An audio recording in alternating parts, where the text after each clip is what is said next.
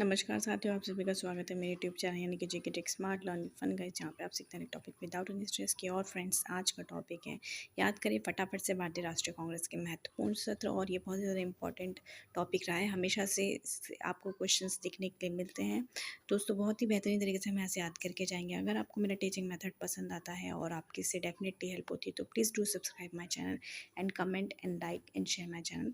तो चलिए फटाफट से हम शुरू करते हैं। Let's get started.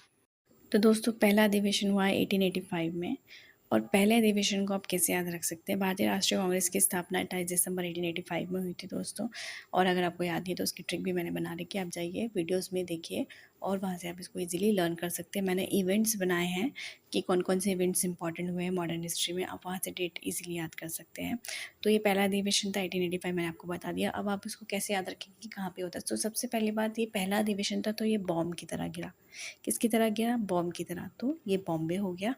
और इसमें जाहिर सी बात है, जब ये पहला अधिवेशन हुआ तो इसमें कोई ना कोई अध्यक्ष बनेंगे। तो बनेंगे से आपको याद करना है बनर्जी। ठीक है, तो इसके अध्यक्ष कौन बने? WC बनर्जी। आई होप आपको ये इजीली लर्न हो गया होगा।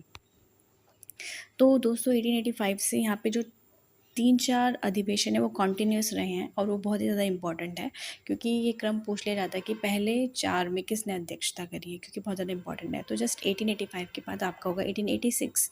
और 1886 यानी 85 के बाद कल क्या आएगा? 1886। तो कल से आपको कलकत्ता याद रखना है। और इसकी अध्यक्षता करी थी दादा भाई नौरोजी ने। अब आपको दादा भाई नौरोजी कैसे याद करना है? तो ये बंगाल या कलकत्ता में जो वहाँ पे दादा ज़्यादा बोला जाता है, दादा दादा, तो ऐसे करके आप याद कर सकते हैं कि कलकत्ता में दादा बोला जाता है। तो यहाँ की अध्यक्षता किसने की थी? 1886 में दादा भाई नौरोजी ने। और इम्पॉर्टेंट है, सबसे पहला अधिवेशन था जिसकी अध्यक्षता दादा भाई नौरोजी ने की थी। ये काफ़ी बार प्रश्न पूछा गया और 1886 में कलकत्ता में था। चलिए आगे बढ़ते हैं। नेक्स्ट हमारा 1885 हो गया, 86 हो गया, अब 1887 में। इसके बाद क्या हुआ? दादा भाई नौरोजी जो थे वो मद्रास चले गए। आपको एक स्टोरी में याद करना है, मद्रास चले गए क्यों? क्योंकि उनकी तबीयत बहुत ज़्यादा ख़राब हो चुकी थी।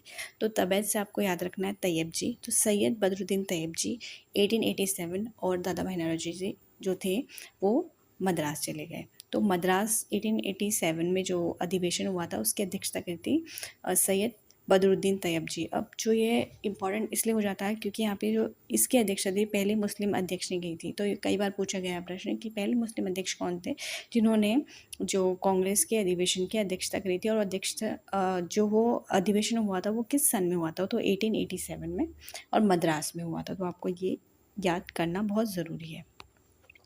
फिर हमारा चौथा जो अभी कंटिन्यू सत्र चल रहे थे, चौथा 88। आप इसको 1888 ऐसे याद कर सकते हैं कि चौथा है तो 3 बार 8, ऐसे भी याद कर सकते हैं जैसे भी आपको याद हो। आप कंटिन्यू जो सीरीज़ बना सकते हैं 1885 से 1888 में हम आ गए हैं। और इसकी खास बात, कूल बात क्या है? इसकी कूल बात यह है कि यहाँ पे पहले अंग्रेज अध्यक्ष थे। अब आपको ये कैसे याद रहना कि पहले अध्यक्ष कौन थे? अंग्रेज। तो अंग्रेज काफ़ी ज़्यादा जो होते कूल होते, तो कूल से आपको यूल याद हो जाएगा। सर जॉर्ज यूल इसके पहले अध्यक्ष थे। और ये चौथा जो था सत्र था और इसकी अध्यक्षता करी थी किसने? जॉर्ज यूल, जो पहले अंग्रेज अध्यक्ष थे। और 1888 में इलाहाबाद में ये जो कॉन्फ्रेंस हुई थी। तो दोस्तों यहाँ पे बहुत ही ज़्यादा इंपॉर्टेंट अधिवेशन है अब 1905 में, जो कि बनारस में होता है, जिसकी अध्यक्षता करी थी गोपाल कृष्ण गोखले जी ने। अब हम इसको कैसे याद रखेंगे? देखिए 1905 यानी कि 5 साल की उम्र हम मानते हैं किसकी? कृष्ण जी की, जब उन्होंने बहुत ही ज़्यादा क्या करी थी? रास लीला करी थी। तो आप इसको याद कर सकते। तो उन्होंने क्या करी थी? रास लीला। तो रास लीला से आप रस से आप बनारस याद करेंगे, गोपाल कृष्ण गोखले। 1905 जब वो कितने साल के थे? 5 साल के थे। इम्पॉर्टेंट इसलिए है दोस्तों क्योंकि सरकार के खिलाफ स्वदेशी आंदोलन की औपचारिक घोषणा यहाँ पे हो चुकी थी। और जो पहला आंदोलन था, जो हम बोलते हैं कि भारत का सबसे इम्पॉर्टेंट और जिसकी शुरुआत हो चुकी थी, वो था स्वदेशी मूवमेंट।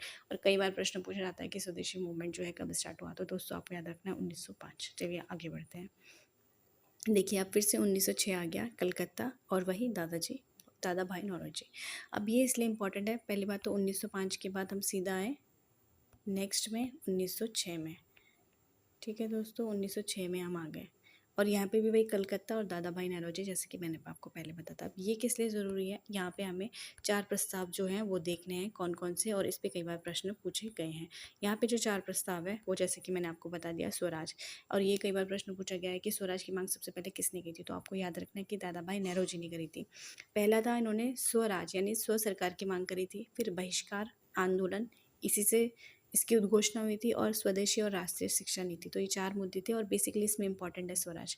तो स्वराज इज़ मोस्ट इम्पॉर्टेंट, ये आपको याद करना ही करना है। चलिए आगे बढ़ते हैं। देखिए ये बहुत इम्पॉर्टेंट है, ये है हमारा जो राष्ट्रीय गान था जन गण मन, वो पहली बार कब गाया गया था। तो आप कैसे इसको याद रखेंगे, देखिए 19 तो सीरीज़ चली रही है, और राष्ट्रीय गान हम खड़े होके गाते हैं। खड़े होके यानी कि 2 डंडे हमने लगा दिए, 1911। और इसके जो अध्यक्ष थे वो कौन थे, बी.एन. धर। अब आप उसको बी.एन. धर कैसे याद रखेंगे, देखिए बहुत बड़ी बात है हमारे लिए, बहुत बिग बात है। तो बिग से, क्योंकि जनगण मन हमारा एक क्या है, हमारा राष्ट्रीय गान है, तो बहुत ही ज़्यादा बिग यानी कि बहुत बड़ी बात है। तो बिग से याद रखेंगे बी.एन. धर, और सन 1911, क्योंकि खड़े होके हम राष्ट्रीय गान गाते हैं। तो दोस्तों आई होप आपको इजीली याद हो गए होंगे। मैंने बहुत ही छोटी सी वीडियोस बनाई है, मैं चाहती हूँ कि आप मुझे कमेंट करके बताएं, और इस सीरीज़ को मैं कंटिन्यू बनाऊंगी यदि आप मेरे को कमेंट करेंगे। अगर आपको याद करने में मदद हो रही होगी तो प्लीज़ डू कमेंट्स, और मुझे कमेंट करके बताइए क्या आप इसको और कंटिन्यू करना चाहते हैं। मैं तभी इसकी आगे वीडियोस बनाऊंगी। ये मैंने 1885 से लेके लगभग 1910 के आसपास का पूरा कंप्लीट करा है। इसके बाद मैं 1910-11 के बाद 1930, और इसी तरीके से 20-40 तक हम लोग करेंगे 1942 तक। तो this is me ending this video. दोस्तों हंसते रहिए, मुस्कुराते रहिए, और ध्यान रखिए। धन्यवाद।